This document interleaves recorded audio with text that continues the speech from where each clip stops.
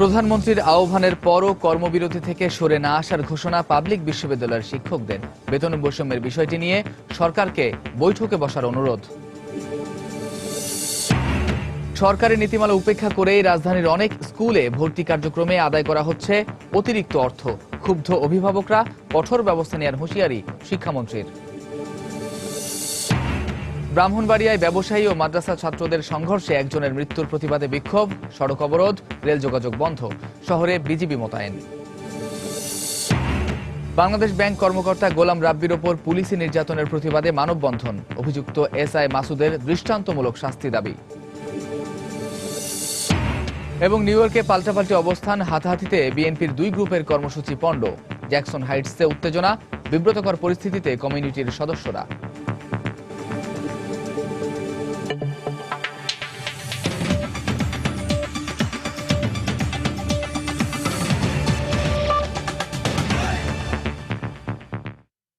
সময় সংবাদের সঙ্গে আছি আমি কামরুজ্জামান মামুন। প্রধানমন্ত্রীর আহ্বানের পরও কর্মবিরতি থেকে সরে না আসার ঘোষণা দিয়েছেন পাবলিক বিশ্ববিদ্যালয়ের শিক্ষকরা। অষ্টম বেতন কাঠামোর অসঙ্গতির বিষয়টি নিয়ে সরকারকে বৈঠকে বসারও অনুরোধ জানিয়েছেন তারা। গতকাল প্রধানমন্ত্রীর বক্তব্যের পর তারা আজ প্রতিক্রিয়া জানান। দেশের সব পাবলিক বিশ্ববিদ্যালয়ে দ্বিতীয় দিনের মতো চলছে কর্মবিরতি। সকাল থেকে পুরোপুরি খালি ছিল বাংলাদেশ কৃষি বিশ্ববিদ্যালয়ের শ্রেণীকক্ষগুলো। গতকাল থেকে প্রথম বর্ষের শিক্ষার্থীদের ক্লাস শুরু হওয়ার কথা থাকলেও শিক্ষকদের আন্দোলনের কারণে তা সম্ভব হয়নি। তবে শিক্ষকরা বলছেন, মর্যাদা আদায়ের দাবি পূরণ না হওয়া পর্যন্ত আন্দোলন চালিয়ে যাবেন তারা। এদিকে সিলেটের শাহজালাল বিজ্ঞান ও প্রযুক্তি বিশ্ববিদ্যালয়েও ছিল একই অবস্থা। বন্ধ রয়েছে বিশ্ববিদ্যালয়ের সব ধরনের ক্লাস পরীক্ষা। এছাড়া বরিশাল বিশ্ববিদ্যালয় সহ দেশের অন্যান্য পাবলিক বিশ্ববিদ্যালয়েও চলছে শিক্ষকদের কর্মবিরতি।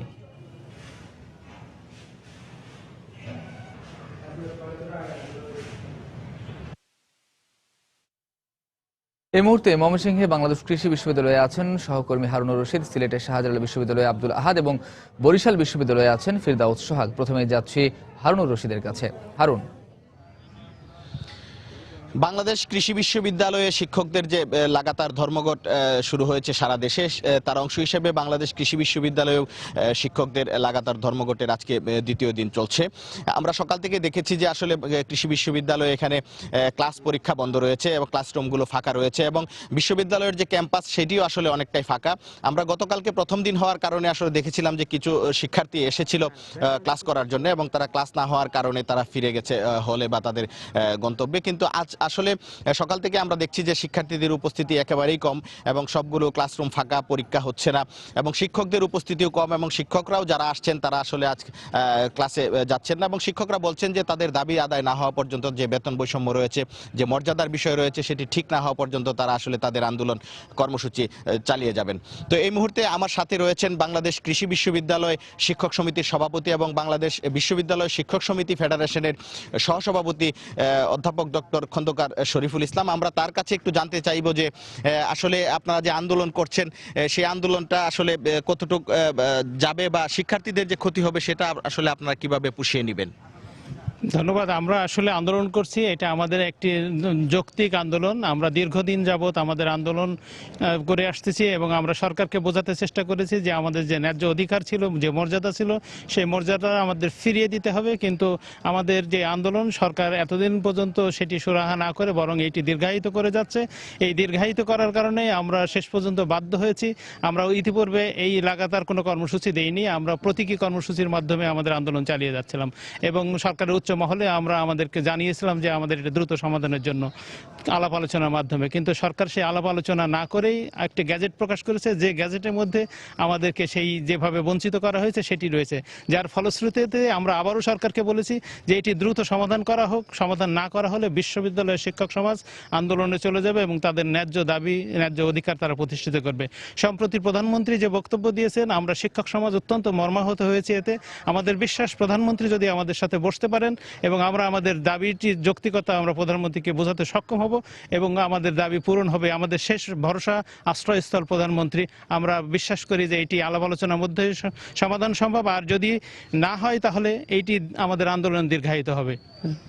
তো আপনারা শুনছিলেন যে আসলে বিশ্ববিদ্যালয়ের শিক্ষক সমিতির সভাপতি যেটা বলছিলেন যে তাদের যে যৌক্তিক দাবি রয়েছে সেই দাবিটি যদি তারা প্রধানমন্ত্রীর সাথে বসতে পারেন শিক্ষক সমিতির নেতারা, তাহলে এটি প্রধানমন্ত্রী অনুধাবন করতে সক্ষম হবেন এবং তাদের যে যৌক্তিক দাবি রয়েছে সেই দাবিটি আসলে তারা মেনে নেবেন। মামুন, এই ছিল আসলে ময়মনসিংহের বাংলাদেশ কৃষি বিশ্ববিদ্যালয়ের শিক্ষকদের ধর্মঘট কর্মসূচির সর্বশেষ খবর। আমরা এখন চলে যাচ্ছি সিলেটে, সেখানে শাহজালাল বিজ্ঞান ও প্রযুক্তি বিশ্ববিদ্যালয়ে রয়েছেন আমাদের সহকর্মী আব্দুল আহাদ। আমরা চলে যাচ্ছি তার কাছে।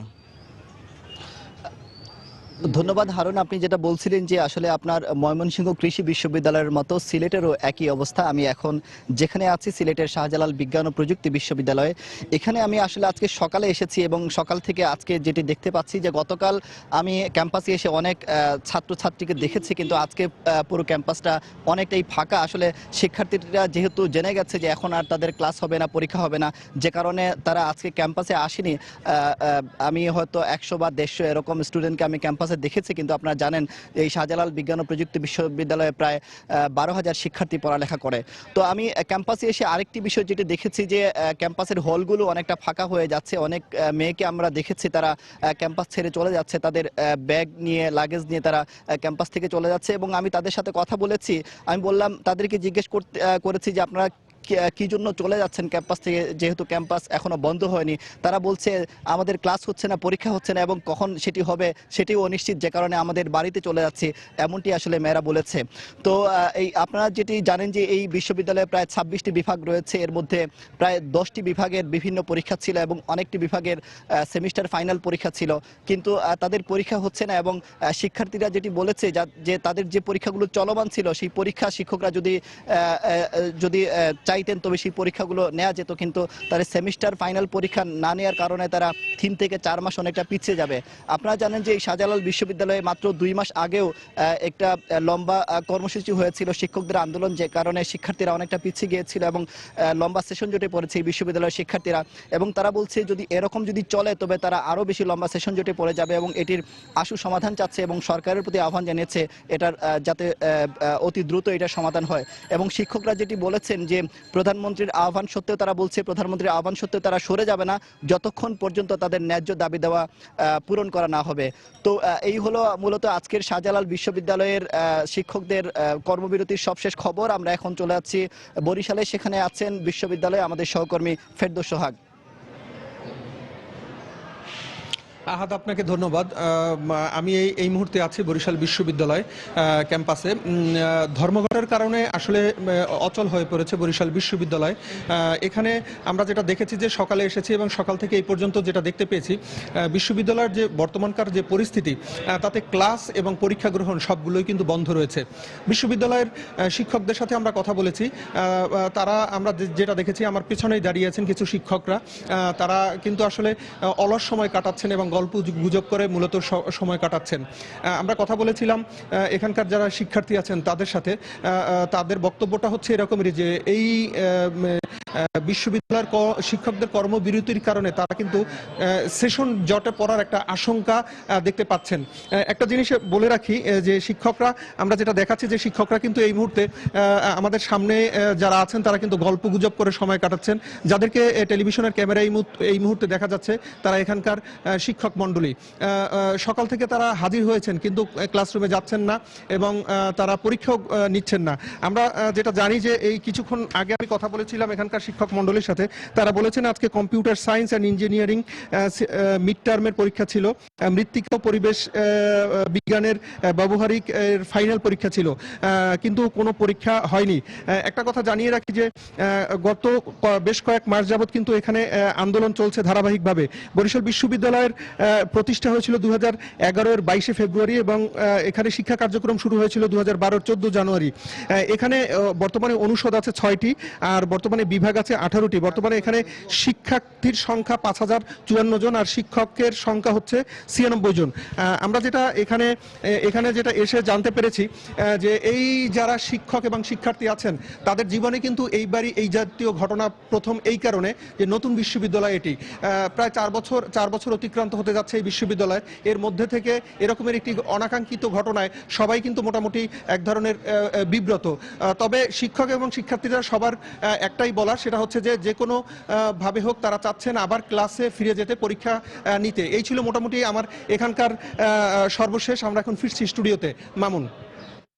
দর্শক, সহকর্মী ফিরদৌস হক যোগ দিয়েছিলেন বরিশাল থেকে। তার আগে সিলেট থেকে আব্দুল আহাদ এবং ময়মনসিংহ থেকে সহকর্মী হারুন রশিদ জানাচ্ছিলেন বিশ্ববিদ্যালয়ের শিক্ষকদের আন্দোলনের কারণে যে সব ধরনের ক্লাস পরীক্ষা এবং সব ধরনের শিক্ষা কার্যক্রম বিশ্ববিদ্যালয়গুলোতে বন্ধ রয়েছে, তারই খবরাখবর। যাচ্ছি পরের সংবাদে। সরকারি নীতিমালা আর শিক্ষামন্ত্রীর হুঁশিয়ারি উপেক্ষা করেই ভর্তি কার্যক্রমে রাজধানীর অনেক স্কুল শিক্ষার্থীদের কাছ থেকে অতিরিক্ত অর্থ আদায় করছে। অভিভাবকরা বলছেন, ভর্তি ফি দেয়া সহ সন্তানদের শিক্ষা সংশ্লিষ্ট নানা বিষয়ে স্কুল কর্তৃপক্ষের কাছে জিম্মি তারা। সার্বিক বিষয়টি সর্বোচ্চ গুরুত্বের সঙ্গে বিবেচনায় নিয়ে অতিরিক্ত ভর্তি ফি আদায়কারীর বিরুদ্ধে ব্যবস্থা নেওয়া হচ্ছে বলে দাবি শিক্ষামন্ত্রীর। বিস্তারিত জানাচ্ছেন সজল দাস। স্কুল কর্তৃপক্ষের বিরুদ্ধে নানা অভিযোগ থাকলেও ক্যামেরার সামনে কথা বলতে রাজি নন এই অভিভাবকেরা। তাদের দাবি, ক্যামেরায় কথা বললে তার প্রভাব পড়বে সন্তানের শিক্ষা জীবনে।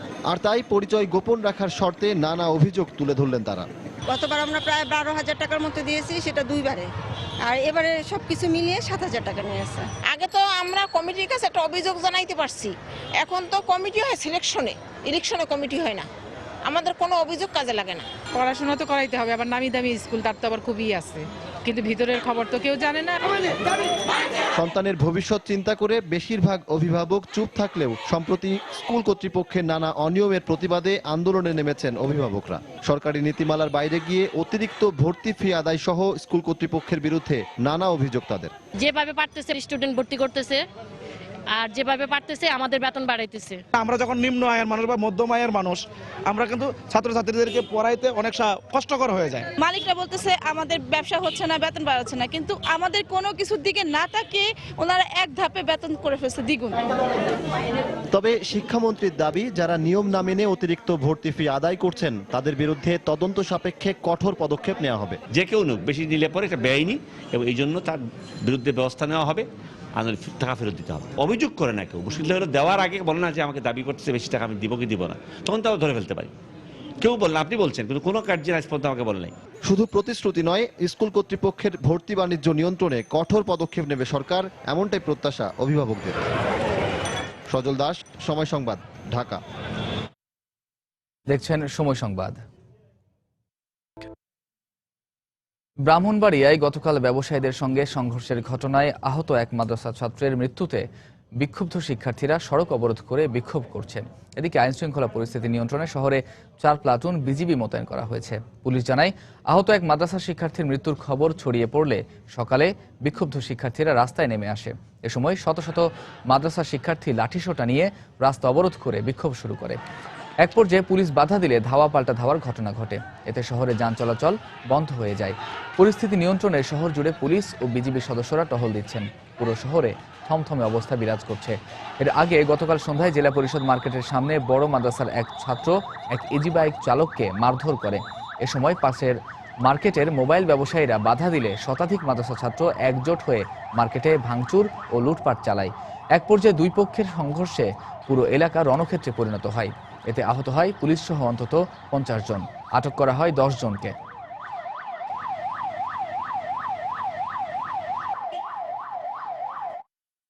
পেশেন্টটা এটা ছিল ব্রড ডেথ, মৃত অবস্থায় পেয়েছে। ওর চেস্টে বুকে ইনজুরির আঘাত ছিল, বুকে এবং পায়ে আঘাত ছিল। গতকালকে একটা ঘটনাকে কেন্দ্র করে এখন পরিস্থিতি কিছুটা উত্তপ্ত এবং শহরে 4 প্লাটুন বিজিবি মহড়া দিচ্ছে, পুলিশ আছে, র্যাব আছে এবং পরিস্থিতি এখন আমাদের নিয়ন্ত্রণে আছে। ব্যাংক কর্মকর্তা গোলাম রাব্বির ওপর পুলিশি নির্যাতনের ঘটনার প্রতিবাদে ঢাকা বিশ্ববিদ্যালয়ের রাজু ভাস্কর্যের সামনে মানববন্ধন করেছেন বিশ্ববিদ্যালয়ের শিক্ষার্থীরা।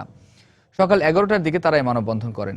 এ সময় তারা সাধারণ মানুষের উপর পুলিশের নির্যাতনের প্রতিবাদ জানিয়ে অভিযুক্ত পুলিশ কর্মকর্তা এসআই মাসুদের দৃষ্টান্তমূলক শাস্তির দাবি জানান।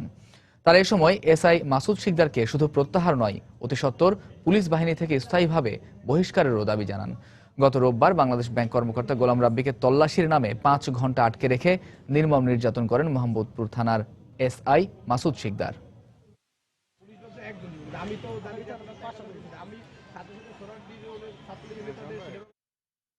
সময় সংবাদ আরো থাকছে। সরকারি বেসরকারি বিভিন্ন তথ্যের ওয়েবসাইটগুলো হালনাগাদ হচ্ছে না যথাসময়ে। শিক্ষা ও গবেষণা কার্যক্রম ব্যাহত, তদারকির আশ্বাস প্রতিমন্ত্রীর। এবং সিলেটের ধর্মীয় প্রতিষ্ঠানে জঙ্গি হামলার আশঙ্কায় উদ্বিগ্ন প্রশাসন, দর্শনার্থীদের ওপর কড়াকড়ি আরোপ, সিসি ক্যামেরা বসানোর পরামর্শ।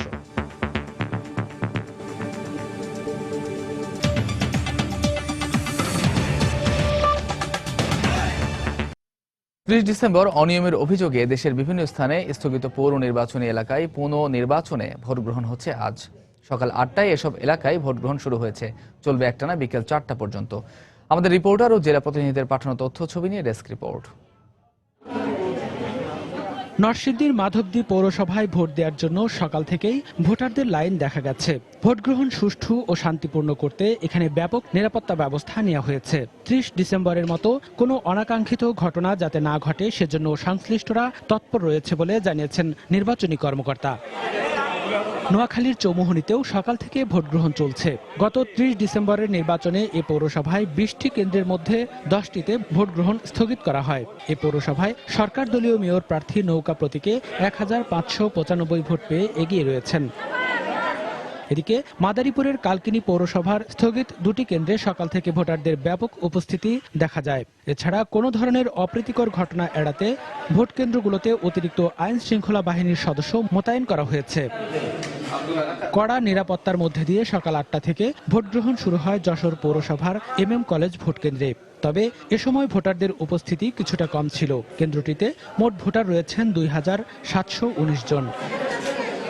এছাড়া বরগুনা, কুড়িগ্রাম, নীলফামারী ও ঠাকুরগাঁও সহ দেশের বিভিন্ন স্থানে স্থগিত পৌর নির্বাচনী এলাকায় পুনর্নির্বাচনের ভোট গ্রহণ চলছে। মনিরুজ্জামান পান্ত, সময় সংবাদ। দর্শক, এই মুহূর্তে মাধবদী পৌরসভায় আছেন সহকর্মী রামিম হাসান। ভোট গ্রহণের খবর জানতে সরাসরি চলে যাচ্ছি তার কাছে। রামিম। মামুন, আমরা এই মাধবদী পৌরসভাতে যে কেন্দ্রগুলো রয়েছে 12টি কেন্দ্র এবং বিভিন্ন কেন্দ্র থেকে কিন্তু ইতোমধ্যে অভিযোগ আসতে শুরু করেছে। বিশেষ করে বিএনপি সমর্থিত প্রার্থী যারা রয়েছেন তারা অভিযোগ করছেন বিভিন্ন জায়গা থেকে জাল ভোটের, এবং তারই ধারাবাহিকতায় আমরা কিন্তু এই মুহূর্তে দাঁড়িয়ে আছি এখন যেই কেন্দ্রটি মাধবদী এসপি ইনস্টিটিউশন, এবং এখানে কিন্তু বেশ কিছু অভিযোগ পাওয়া গেছে। আমরা একটু ভিতরে দেখে নিই। কিছুক্ষণ আগে এখানে নির্বাচন কমিশনের পক্ষ থেকে একটি প্রতিনিধি দল এসেছিল, এবং আমরা কিন্তু এখানে দেখেছি যে সকালের দিকে ভোটার উপস্থিতি বেশি থাকলেও এই মুহূর্তে ভোটার উপস্থিতি কিছুটা কম, এবং আমরা কিছু ব্যালট পেপারে দেখেছি যে এসব জায়গাতে আগেই সিল বসানো এরকম ব্যালট পেপার কিছুক্ষণ আগে নির্বাচন কমিশনের পক্ষ থেকে বাতিল করে দিয়ে যাওয়া হয়েছে। তো আমরা একটু কথা বলি এখানকার ওই সময়কার পরিস্থিতি আসলে কি ছিল। আপনি তো ওই সময় ছিলেন যখন এই জাল ভোটগুলো পড়েছে, তখন আসলে পরিস্থিতিটা কি ছিল? পরিস্থিতি স্যার আমরা তো চিনি না কাউকে, এইভাবে আসছিল হঠাৎ করে, ওই যে সহকারী প্রেসিডিং স্যারের কাছে বললে ভালো হতো। তখন পরিস্থিতি কি ছিল, আপনারা কি ব্যবস্থা নিয়েছেন? এখানে আসছে এরা আইসে বলতেছে ব্যালট পেপার দিতে। আমি আপনারা কারা? তা আপনারা তো এখানে পুরুষ বুথ না, এটা মহিলা বুথ, পরে কথা বলবেন না, আপনারা ইয়ে দেন। তো দিলাম, এরা জোরেই নিয়ে গেল, নিয়ে গিয়ে কয়েকটা মারছে, মাইরা আর কি রেখে গেছে। এগুলো কি নির্বাচনী কর্মকর্তা এসে কি বাতিল করে? হ্যাঁ, বাতিল করে দিয়েছে। আপনাকে অসংখ্য ধন্যবাদ। দর্শক, আমরা কথা বলছিলাম এবং এখানে যেমনটি দেখতে পাচ্ছি এরকম পরিস্থিতি বেশ কিছু জায়গাতে ঘটেছে এবং সেই অভিযোগগুলো আসছে, এবং বিভিন্ন জায়গাতে নির্বাচন কমিশনের পক্ষ থেকে বিভিন্ন টিমগুলো যে যতদূর পারছে তারা সেই বিষয়গুলোকে নিয়ন্ত্রণে রাখার চেষ্টা করছে। তবে এই মুহূর্তে ভোটার উপস্থিতি খুবই কম, আর মোটামুটি এখন পর্যন্ত এই ছিল এখানকার সর্বশেষ। রামিম, পরবর্তীতে আরো তথ্য জেনে নেব আপনার কাছ থেকে। দর্শক, বিমান বাংলাদেশ এয়ারলাইন্স নতুন 2টি বোয়িং এর সংযোজন উপলক্ষে আয়োজিত অনুষ্ঠানে বক্তব্য রাখছেন প্রধানমন্ত্রী শেখ হাসিনা। সরাসরি চলে যাচ্ছি সেখানে। উঠতে চায় না, মানে 2009 আসার পরে আমরা যে অবস্থা দেখেছি, তখন যে সমস্ত মানে ক্যারিয়ার চলতো, তা এমনই যাওয়ার জন্য দশা, কোনো এন্টারটেনমেন্টের কোনো ব্যবস্থা ছিল না। তারপরেও কিন্তু আমাদের দেশের মানুষ সেখানে সেই জাহাজে চড়েই এসেছে। কাজে এই এখন যেগুলি আমরা করে দিলাম, আপনারা জানেন যে আমাদের সম্পদের সীমাবদ্ধতা ছিল, সেই অবস্থায় তারপরেও আমরা এতগুলি বিমান যখন কিনে দিচ্ছি, এটাকে রক্ষণাবেক্ষণ করা, এর মানটা নিয়ন্ত্রণ করা, এটা যেন দীর্ঘদিন আপনাদের সার্ভিস দিতে পারে, সেগুলি দেখার দায়িত্ব কিন্তু আপনাদের কর্মকর্তা কর্মচারী সকলেরই রয়েছে। কাজে আমি এটুকুই চাইবো যে আমরা কষ্ট করে দিয়ে যাচ্ছি, কিন্তু রক্ষা করতে হবে আপনাদের, আর বাংলাদেশের মান সম্মান সেটার জন্য উন্নত হয়। তবে এখানে আমাদের আরো অনেক কাজ করার আছে। এখানে আমরা আরেকটা টার্মিনাল করার ব্যবস্থা নিচ্ছি। পাশাপাশি বিমানকে যদি আরো লাভজনক করতে হয়, আমি মনে করি বিমানের কার্গো প্রয়োজন। আমাদের কিন্তু নিজস্ব কার্গো নেই, অথচ আমরা রপ্তানি করি, বিদেশ থেকে সবাই কার্গো ভাড়া করে নিয়ে এসে রপ্তানি করে। কাজে আমাদের কার্গো এবং সেই সাথে সাথে এর নিরাপত্তা বিষয়, যত মালপত্র যেগুলি যায় সেগুলি স্ক্যান করা, সেগুলি দেখাশোনা এবং আমাদের নিরাপত্তা বিষয়ে আমরা বিশেষ নজর দিয়েছি। ইতিমধ্যে কয়েকটি মিটিংও হয়েছে, কিছু উদ্যোগ আমরা নিয়েছি। কাজে আমাদের আরও নতুন আধুনিক যন্ত্রপাতি কেনা দরকার। আর তাছাড়া সার্ভিসটা যাতে ভালো হয়, অর্থাৎ নেমে মালপত্র আনা নেওয়া, সেখানে একটা কালক্ষেপণ হয়, সময় নষ্ট হয়, যাত্রীরা দীর্ঘ সময় অপেক্ষা করতে হয়, সেগুলি যাতে করতে না হয়, এর জন্য যা যা প্রয়োজন সেগুলি আমরা করব। কাজে এটা আমাদের আসলে একটা দেশের একটা গর্বের কাজে, সেটা আমাদের মাথায় রেখেই কিন্তু কাজ করতে হবে। কাজে আমি এটাই চাই যে আপনারা সবাই আন্তরিকতার সাথে কাজ করেন, যেন আমরা আজকে যে উন্নয়নটা করে দিয়েছি সেটা ধারাবাহিকতার জন্য বজায় রাখে এবং বিমানকে নিয়ে জন্য আমরা গর্ব করতে পারি। সেটুকু বলেই আমি নতুন উড়োজাহাজ নিয়ে নতুন পুনরায় বিমান বিশ্বের দিক দিগন্তে ও নতুন গন্তব্যে ছুটে যাবে এই আশা ব্যক্ত করছি। সবাইকে ধন্যবাদ জানিয়ে বোয়িং 737-800 অর্থাৎ মেঘদূত ও ময়ূরপঙ্খীর শুভ উদ্বোধন ঘোষণা করছি। সবাইকে আমি ধন্যবাদ জানাচ্ছি। সবাই ভালো থাকবেন সেই দোয়া করি। দর্শক, বিমান বাংলাদেশ এয়ারলাইন্স নতুন দুটি বোয়িং এর উদ্বোধন উপলক্ষে অনুষ্ঠানে বক্তব্য রাখছিলেন প্রধানমন্ত্রী শেখ হাসিনা। আমরা এতক্ষণ সরাসরি ছিলাম সেখানে। যাচ্ছি পরের সংবাদে। যুক্তরাষ্ট্র বিএনপির দুটি গ্রুপের পাল্টাপাল্টি অবস্থানে ভণ্ডুল হয়ে গেছে কেন্দ্র ঘোষিত কর্মসূচি ও কমিটি গঠন। এ সময় বাকবিতণ্ডা ও হাতাহাতির ঘটনাও ঘটে। এতে জ্যাকসন হাইটস এলাকায় উত্তেজনা বিরাজ করে। বিব্রতকর পরিস্থিতিতে পড়েছেন কমিউনিটির সদস্যরা। নিউ ইয়র্ক থেকে শিহাবুদ্দিন কিসলুর পাঠানো তথ্য ও ছবি নিয়ে ডেস্ক রিপোর্ট। নিউ ইয়র্কের জ্যাকসন হাইটসে ডাইভার্সিটি প্লাজার সামনে রোববার অনুষ্ঠিত যুক্তরাষ্ট্র বিএনপির একটি কর্মসূচিতে একাত্মতা পোষণ করেন কেন্দ্রীয় নেতা আব্দুস সালাম। এ সময় অদূরে বাংলাদেশ প্লাজা মিলনায়তনে কেন্দ্রীয় নেতা এহসানুল হক মিলন কর্তৃক স্টেট বিএনপির কমিটি গঠনের সভা অনুষ্ঠানের খবরে উত্তেজনা ছড়িয়ে পড়ে সমাবেশ স্থলে। এক পর্যায়ে সমাবেশ ছেড়ে নেতাকর্মীরা ছুটে যান এহসানুল হক মিলনের সভা প্রতিরোধে। এ সময় এহসানুল হক মিলনের পক্ষে অবস্থান নিয়ে সংবাদ সম্মেলন করতে গিয়ে তোপের মুখে পড়েন বিএনপি নেতা আক্তার হোসেন বাদল। এই ঘটনাকে কেন্দ্র করে বাকবিতণ্ডায় জড়িয়ে পড়ে বিএনপির দুই গ্রুপ। অপ্রীতিকর এ পরিস্থিতির জন্য এহসানুল হক মিলনকে দায়ী করেন তারা। মিলন বিরোধী বিক্ষুব্ধ নেতাকর্মীদের যুক্তরাষ্ট্রে অবস্থানরত কেন্দ্রীয় নেতাদের নিয়ে বসে দ্বন্দ্বের অবসানের পরামর্শ দিয়েছেন আব্দুস সালাম। কিভাবে ঐক্যবদ্ধভাবে এখানে বিএনপিটা ঐক্যবদ্ধ হতে পারে, আপনারা নিজেরাও সবাই সামিল হয়েছিলেন। দলটাকে যদি আমরা ভালোবাসি, কোনো ভেদাভেদ যাতে না হয়, কোনো কিছু থাকলে সেগুলো যাতে দূর করা যায়, আমরা দলটাকে যাতে ভালো করতে পারি। এদিকে বিএনপির বিভক্তি ও হাতাহাতির ঘটনায় জ্যাকসন হাইটস এলাকায় উত্তেজনাকর পরিস্থিতি বিরাজ করছে। এ নিয়ে বিব্রতকর পরিস্থিতিতে পড়েছে কমিউনিটি। সময় সংবাদ, নিউ ইয়র্ক। শহীদদের সংখ্যা নিয়ে বিতর্কের সৃষ্টি করা হচ্ছে, তাদের অপমান করা হচ্ছে, যা উদ্দেশ্যমূলক বলে মন্তব্য করেছেন খাদ্যমন্ত্রী অ্যাডভোকেট কামরুল ইসলাম। সকালে কামরাঙ্গীরচরে আলহেরা কমিউনিটি সেন্টারে এসএসসি পরীক্ষার্থীদের বিদায়ী সংবর্ধনায় প্রধান অতিথির বক্তব্যে তিনি কথা বলেন। এ সময় তিনি আরও বলেন, মুক্তিযুদ্ধে পরাজিত শক্তিরাই এ ধরনের বিতর্ক তৈরি করার চেষ্টা করছে।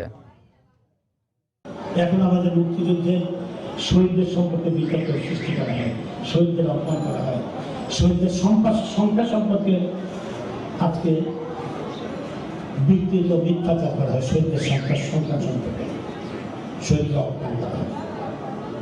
এখন ৭১-এর বুদ্ধিজীবীদের বিরুদ্ধে অত্যন্তপূর্ণ বক্তব্য রাখা হয়। এই কাজগুলো এখনো করা হচ্ছে, এটা কিন্তু পরিকল্পিতভাবে এই কাজগুলো এখন করছে। তা আমি আমার শিক্ষকদের, অভিভাবকদের আমি বলব, আপনাদের দায়িত্ব আপনাদের সন্তানদের সামনে সঠিক কথাগুলো সঠিক ইতিহাস করতে হবে, এটা আপনাদের দায়িত্ব। এই দায়িত্বটুকু আপনারা পালন করবেন। গবেষণা, শিক্ষা এবং প্রকল্প প্রণয়ন সহ বিভিন্ন কাজে প্রয়োজন পড়ে হালনাগাদ তথ্যের, কিন্তু বেশিরভাগ সরকারি বেসরকারি ওয়েবসাইটে পাওয়া যায় না হালনাগাদ তথ্য। এতে ব্যাহত হয় শিক্ষা এবং গবেষণা সহ ডিজিটাল বাংলাদেশ গড়ে তোলার কার্যক্রম। এ অবস্থায় প্রশাসনের দায়িত্ব পালন না হওয়াকেই দায়ী করছেন প্রযুক্তিবিদরা। আর তথ্য প্রযুক্তি প্রতিমন্ত্রী বলছেন, শিগগিরই ওয়েবসাইটগুলো হালনাগাদ করার চেষ্টা চলছে। বিস্তারিত শরীফুল ইসলামের রিপোর্টে। ওয়েবসাইটের মাধ্যমে সংশ্লিষ্ট প্রতিষ্ঠানের পূর্ণাঙ্গ তথ্য নিয়ে কাজ করতে চান সাধারণ মানুষ। এজন্য নাগরিকদের ডিজিটাল সেবা দিতে 2014 সালে এক পোর্টালের আওতায় 25,000 ওয়েবসাইটের উদ্বোধন করেন প্রধানমন্ত্রী তথ্য বিষয়ক উপদেষ্টা সজীব ওয়াজেদ জয়। কিন্তু ওয়েবসাইটগুলোতে হালনাগাদ তথ্য না পাওয়ায় বিপাকে পড়ছেন শিক্ষার্থী, গবেষক, সাংবাদিক সহ সাধারণ মানুষ। ম্যাক্সিমাম যে ওয়েবসাইটগুলোতে সেগুলোতে হলো সব তথ্য আছে ঠিকই, কিন্তু আপডেটেড না। হোটেলের বা কোনো একটা কিছুর বা একটা ট্রাভেল এজেন্সির যদি আমরা ওয়েবসাইটে ঢুকি, তাদের কিছু ইনফরমেশন দেওয়া আছে যেটা আমাদের কোনো দরকার নেই। রিসার্চের ব্যাপার, ওখানে আপনার ইনফরমেশন গেল ভুল বা ইনকমপ্লিট বা আপগ্রেডেড না, তো এটাতে পুরো জিনিসটাই মিসলিডিং হয়ে যাচ্ছে। আমার মনে হয় না আমরা ওয়েবসাইটের থ্রুতে কোনো ইফেক্টিভ কোনো কিছু করতে পারছি। হালনাগাদ করা না হয় তাহলে কিন্তু এটা পরবর্তীতে যে কোনো একটা পরিকল্পনা নিতেও সরকারেরও এখানে বিশাল একটা প্রবলেমের মুখোমুখি হতে। তথ্য প্রযুক্তিবিদরা বলছেন, বিশেষজ্ঞ ও ছাত্রদের জ্ঞানকে কাজে লাগিয়ে ওয়েবসাইটগুলো দ্রুত হালনাগাদ করা যায়। এছাড়া সরকারের বিশেষ প্রকল্পের আওতায় তৈরিকৃত বিশেষ সফটওয়্যার ব্যবহারের পাশাপাশি পেশাদারিত্ব ও জবাবদিহিতার পরামর্শও তাদের। আমরা মুখে যতটা বলি ঠিক কাজে আমাদের সেই অঙ্গীকারের প্রকাশ নেই, কিন্তু আমাদের মতো সীমিত সম্পদের দেশে উদ্যোগ গ্রহণ করে ব্যর্থ হলে চলবে না। সবাইকে দ্রুত ওয়েবসাইটের সুফল দিতে ই ফাইলিং সহ বিভিন্ন উদ্যোগ নিচ্ছেন সরকার। কিছু কিছু জায়গা আমাদের কিছু সমস্যা হচ্ছে, তবে এটা মনিটরিং চলছে। আমরা আশা করছি যে আমরা এই পুরো ওয়েবসাইটগুলো 25,000 ওয়েবসাইট আমরা নতুন ফরম্যাটে আবার নিয়ে আসছি, মনিটরিং করছি। কিন্তু তারপরেও আমরা যখন এই হেল্প ডেস্কটা আমরা করতে পারবো, তখন কিন্তু দ্রুত আমরা জনগণের ফিডব্যাকটা পাবো এবং সেই অনুযায়ী আমরা অ্যাক্ট করতে পারবো। বাংলাদেশ পরিসংখ্যান ব্যুরোর ওয়েবসাইটে অর্থনৈতিক সমীক্ষা 2013 সাল পর্যন্ত তথ্য দেয়া আছে। বাংলাদেশ পুলিশের ওয়েবসাইটে 2002 থেকে 14 সাল পর্যন্ত অপরাধের তথ্য দেয়া আছে। এছাড়া জেলা প্রশাসকের বেশিরভাগ ওয়েবসাইটেই হালনাগাদকৃত তথ্য দেয়া নেই। শরীফুল ইসলাম, সময় সংবাদ, ঢাকা। ঢাকা আন্তর্জাতিক বাণিজ্য মেলায় আসবাবপত্রের প্যাভিলিয়নে ক্রেতাদের ভিড় বেড়েছে বেশ চোখে পড়ার মতো। মেলায় ঘুরে ঘুরে দেখে শুনে তারা বেছে নিচ্ছেন তাদের পছন্দসই পণ্যটি। আর আসবাবপত্রের মানের ব্যাপারে ক্রেতারা এখন আগের তুলনায় অনেক বেশি সচেতন বলে জানিয়েছেন বিক্রেতারা। বিস্তারিত কামরুল হাসান সবুজের রিপোর্টে। Queen bed, kitchen cabinet, official chair table আর সেলফ, দৃষ্টিনন্দন এসব আসবাব পাওয়া যাচ্ছে বাণিজ্য মেলার বেশ কয়েকটি প্যাভিলিয়নে। দামের পাশাপাশি রঙের বৈচিত্র্য আর স্থায়িত্ব বিবেচনায় পণ্য পছন্দ করছেন দর্শনার্থীরা। এখানে নতুনত্ব অনেক ফার্নিচার আসছে, কালার, কোয়ালিটি সবকিছু মিলিয়ে আই থিঙ্ক বেটার। খাট, সোফা, ডিনার ওয়াগন, ক্যাবিনেট, অনেক কিছুই আমার নতুন ফ্ল্যাটের জন্য। একটা খাট আর একটা ডাইনিং টেবিল আজকে ভালো লাগেছে। মেলায় সাধারণ মানের বেড সেটের দাম 40,000 টাকার মধ্যে হলেও কুইন বেডের দাম লাখ টাকা ছাড়িয়ে। পূর্ণাঙ্গ কিচেন ক্যাবিনেটের জন্য গুনতে হবে 3.5 লাখ টাকার বেশি। তবে 20 থেকে 40,000 টাকার মধ্যে পাওয়া যাবে 6 চেয়ারের সাধারণ মানের ডাইনিং টেবিল। আর বাড়ি কিংবা অফিসের জন্য পছন্দ মতো এক সেট সোফার দাম পড়বে 50,000 থেকে 2 লাখ টাকা। অবশ্য মেলা উপলক্ষে এসব আসবাব কেনাকাটায় ক্রেতারা পাবেন 10 থেকে 20% মূল্য ছাড়ের সুবিধা। বিভিন্ন রেঞ্জের প্রোডাক্ট নিয়ে এসেছি, যেটাতে সব ধরনের কাস্টমার বাই করতে পারবে। প্রচারটাই বেসিক্যালি আমরা এমফাসাইজ করে থাকি। কাস্টমাররাও খুব ইনফর্মড এবং অ্যাওয়ার কাস্টমার হিসাবে এমার্জ করছেন, যেটা আমি বলবো যে কোনো ইন্ডাস্ট্রি ডেভেলপমেন্টের জন্য খুব গুরুত্বপূর্ণ। কিছুটা কম দাম প্লাস্টিকের তৈরি আসবাবপত্রের, যার মধ্যে চেয়ার, সোফা, ওয়ারড্রপ আর ডাইনিং টেবিলের বিক্রি বেশি বলে জানালেন বিক্রেতারা। প্লাস্টিকের ফার্নিচার এটা ভালো রকম টেকসই, এটার কালার বিভিন্ন ধরনের কালার আছে। সোফাতে মোটামুটি এখনো খুব একটা ভালো রেসপন্স পাচ্ছি না, সেল হচ্ছে। ওয়ারড্রপ যেগুলো আছে আমাদের এক্সক্লুসিভ বেচ বা এগুলোতে আগে থেকেই রানিং। বিক্রেতারা জানালেন মেলার দিন যত গড়াবে আসবাবপত্রের বিক্রিও তত বাড়বে। কামরুল হাসান সবুজ, সময় সংবাদ, ঢাকা। সময় সংবাদ আরো থাকছে। সাভার চামড়া শিল্প পার্কে এখনো শেষ হয়নি সিইটিপির কাজ। মেলেনি ক্ষতিপূরণের অর্থও। ক্ষতিপূরণ নয়, ট্যানার্সদের ঋণ দেওয়ার পক্ষে অর্থনীতিবিদরা।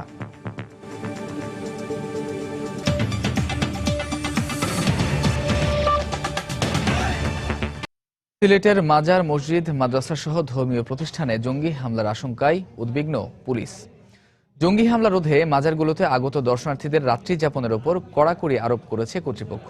মসজিদের ইমাম ও মাদ্রাসার প্রধানদের সঙ্গে সভা করে মসজিদ ও মাজার প্রাঙ্গণে সিসি ক্যামেরা বসানোর পরামর্শ দিয়েছে পুলিশ। বিস্তারিত জানাচ্ছেন ইকরামুল কবির। 2004 সালে হযরত শাহজালাল রহমতুল্লাহি আলাইহির মাজারের প্রধান ফটকে ব্রিটিশ হাই কমিশনার আনোয়ার চৌধুরীর উপর জঙ্গিদের গ্রেনেড হামলার দাগ এখনো মুছে যায়নি। ওই বছরই মাজার প্রাঙ্গণে উরুসের সময় বোমা হামলা এবং বিষ প্রয়োগে মেরে ফেলা হয় পুকুরের কয়েকশো গজার মাছ।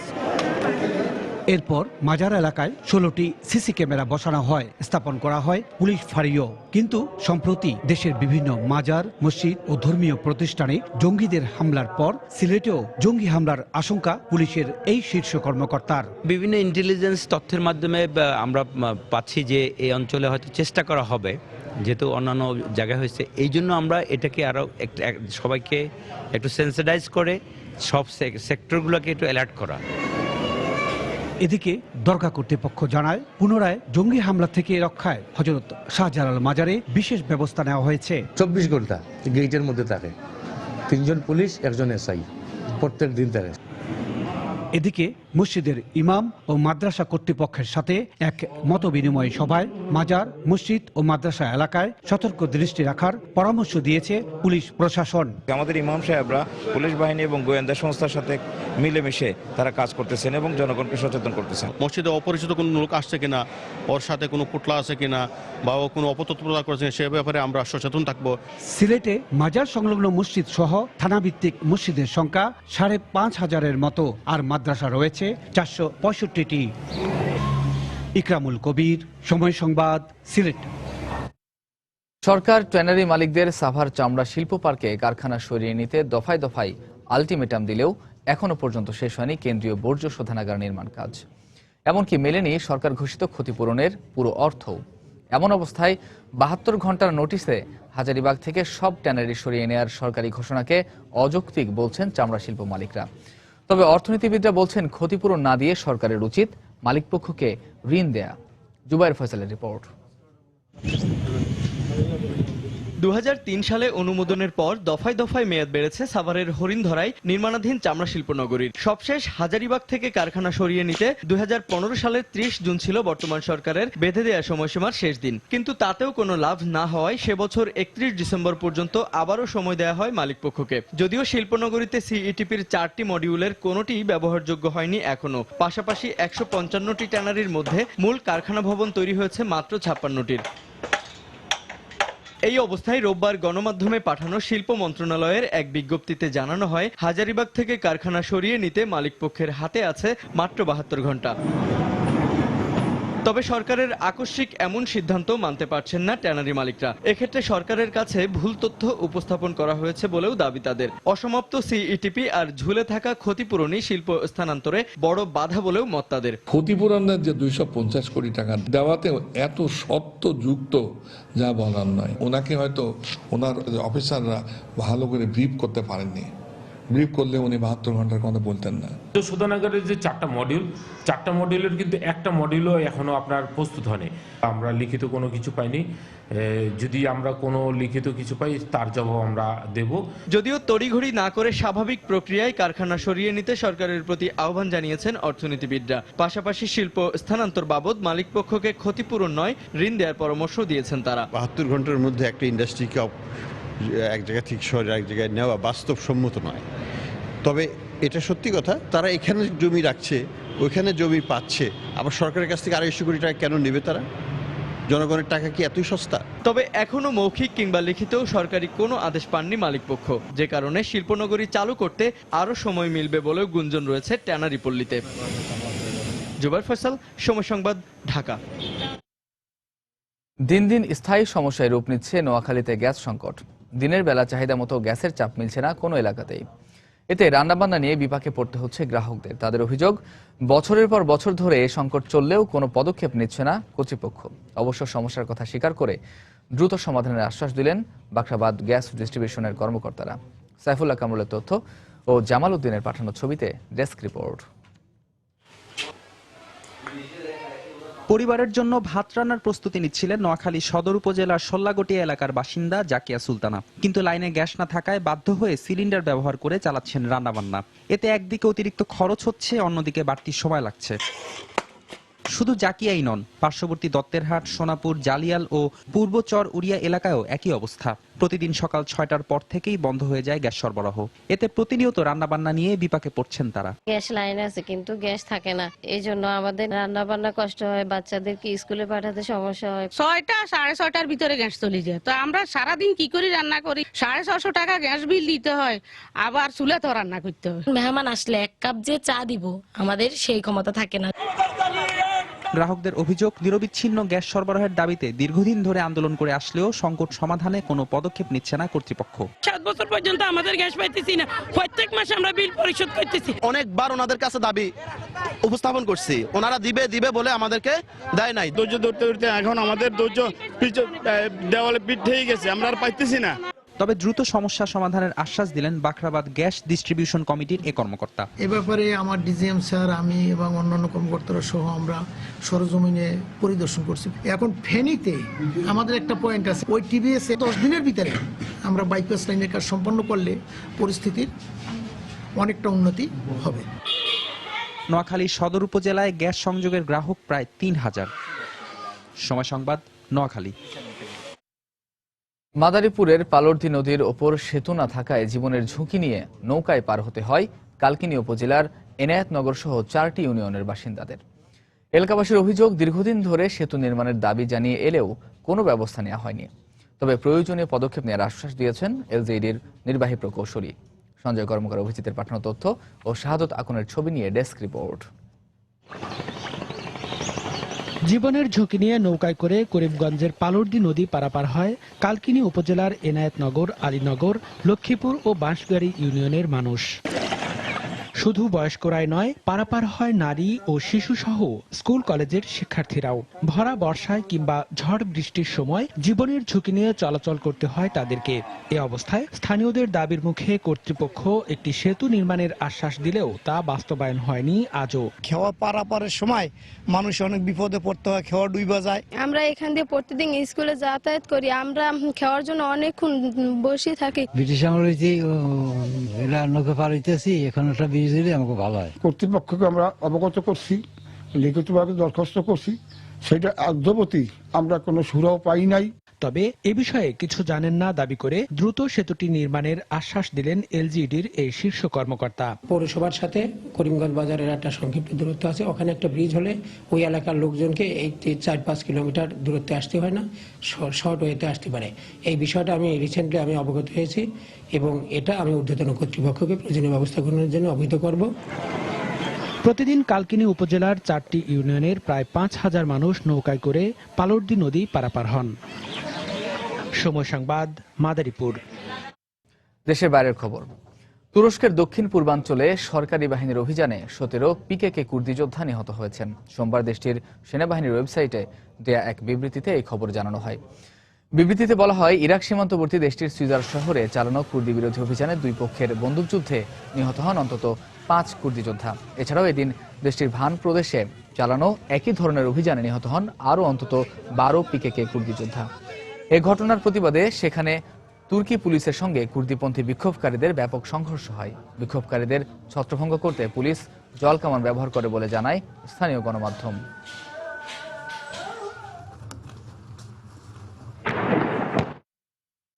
খেলার খবর। ইতিহাসে একমাত্র ফুটবলার হিসেবে রেকর্ড 5মবারের মতো ফিফার বর্ষসেরা ফুটবলারের পুরস্কার ব্যালন ডি অর জিতলেন বার্সেলোনা ও আর্জেন্টাইন তারকা লিওনেল মেসি।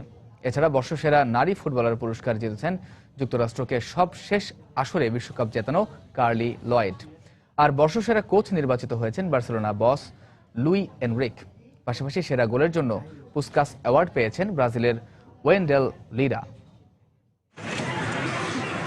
লাল গালিচায় সারি সারি তারকার মিছিল, কেউ বা বান্ধবী সহ, কেউ বা এসেছেন একাই। সুইজারল্যান্ডের জুরিখে ফিফা বর্ষসেরা পুরস্কার ব্যালন ডি অর জয়ীকে বরণ করে নিতেই এই বর্ণিল আয়োজন। দানি আলভেজ, স্যামুয়েল ইতো থেকে শুরু করে মঞ্চ মাতাতে এসেছেন ফুটবল দুনিয়ার সব তারকারা। কেউ বা সেলফি তুলেছেন সমর্থকদের সঙ্গে, কেউ বা আবার অটোগ্রাফ দিয়েও খুশি করেছেন সমর্থকদের। তবে সবার অপেক্ষায় ছিল কাঙ্ক্ষিত সেই ক্ষণের জন্য। 2009 থেকে 2012 বর্ষসেরা ফুটবলারের পুরস্কারটা টানা 4বার জিতে ব্যালন ডি অরটা একরকম নিজের সম্পত্তি বানিয়ে ফেলেছিলেন মেসি। কিন্তু গেল 2 বছর মেসিকে পেছনে ফেলে ব্যালন ডিওর জিতে নিয়েছিলেন পর্তুগাল ও রিয়াল মাদ্রিদ তারকা ক্রিস্টিয়ানো রোনালদো। তবে এ মৌসুম শুরুর আগেই কানাঘুষা চলছিল, এবার হয়তো রাজত্বটা ছাড় সবগুলো আসরের শিরোপায় জিতেছে বার্সেলোনা। আর দলের এ সাফল্যের মূল কারিগর ছিলেন মেসি। অধিকাংশ ভোটই গেছে মেসির পক্ষে, আর তাতেই ইতিহাসে প্রথম ফুটবলার হিসেবে রেকর্ড 5মবারের মতো ব্যালন ডিওরের মালিক হলেন মেসি। আমাকে যারা ভোট দিয়েছেন সবাইকে ধন্যবাদ। এমন অর্জন কখনোই আপনাদের সমর্থন ছাড়া সম্ভব হতো না। ভবিষ্যতে সমর্থকদের আরো অনেক কিছু উপহার দিতে চাই আমি। আর দ্বিতীয় সর্বোচ্চ 27.5% ভোট পেয়েছেন রিয়াল মাদ্রিদ তারকা ক্রিস্টিয়ানো রোনালদো। নেইমার পেয়েছেন 7.5% ভোট। এছাড়া বর্ষসেরা নারী ফুটবলারের পুরস্কার পেয়েছেন যুক্তরাষ্ট্রের মিডফিল্ডার কার্লি লয়েড। বর্ষসেরা কোচের পুরস্কার পেয়েছেন Barcelona coach Luis Enrique. Parvin Akter, Somoy Sangbad. Bangabandhu gold কাপের ফাইনাল ম্যাচের সময় প্রধানমন্ত্রীর উপস্থিতি নিশ্চিত করতেই 2 দিন পিছিয়ে ফাইনাল খেলা নির্ধারণ করা হয়েছে 22 জানুয়ারি। গ্রুপ পর্ব সেমিফাইনালের সূচিতেও কিছুটা পরিবর্তন আনা হয়েছে।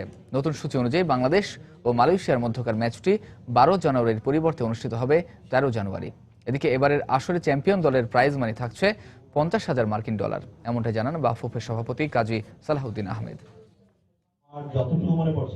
বঙ্গবন্ধু গোল্ড কাপের সূচিতে আসতে পারে পরিবর্তন, এমন আভাস পাওয়া গিয়েছিল আগেই। টুর্নামেন্টের ফাইনাল খেলা ও পুরস্কার বিতরণী অনুষ্ঠানে প্রধানমন্ত্রীর উপস্থিতি নিশ্চিত করতেই সূচিতে এই পরিবর্তন আনা হয়েছে। সংবাদ সম্মেলনে এমনটাই জানান বাফুফের সাধারণ সম্পাদক। সেই সঙ্গে টুর্নামেন্টের প্রাইজ মানি ও ট্রফি নিয়েও ফেডারেশনের সিদ্ধান্তের কথা জানান তিনি। এই টুর্নামেন্টের প্রাইজ মানি নির্ধারণ করা হয়েছে $50,000 এবং রানার্স আপ মানি নির্ধারণ করা হয়েছে $25,000। চ্যাম্পিয়ন দলের হাতে এখন থেকে একটি রেপ্লিকা ট্রফি তুলে দেওয়া হবে এবং অরিজিনাল ট্রফিটি বাংলাদেশ ফুটবল ফেডারেশনের কাছে থাকবে। অরিজিনাল ট্রফিতে আমাদের 21 ভরি স্বর্ণ থাকবে। এদিকে গতবার বঙ্গবন্ধু গোল্ড কাপ অনুষ্ঠিত হয়েছিল সিলেট ও ঢাকায়। এবছর চতুর্থ আসরের শুরুর কয়েকটি ম্যাচ সিলেটে হওয়ার কথা থাকলেও অনূর্ধ্ব-19 ক্রিকেট বিশ্বকাপের ভেন্যু সিলেটে হওয়ায় শেষ মুহূর্তে তা যশোরে নিয়ে যাওয়া হয়। তবে ভবিষ্যতে আরো গোছানো আয়োজনের পাশাপাশি বড় পরিসরে নানা পরিকল্পনার কথা জানান বাফুফে সভাপতি। নেক্সট টাইম আমরা চেষ্টা করব আরো কোয়ালিটি টিম আনতে। আগেরটা 6টা ছিল 8টা।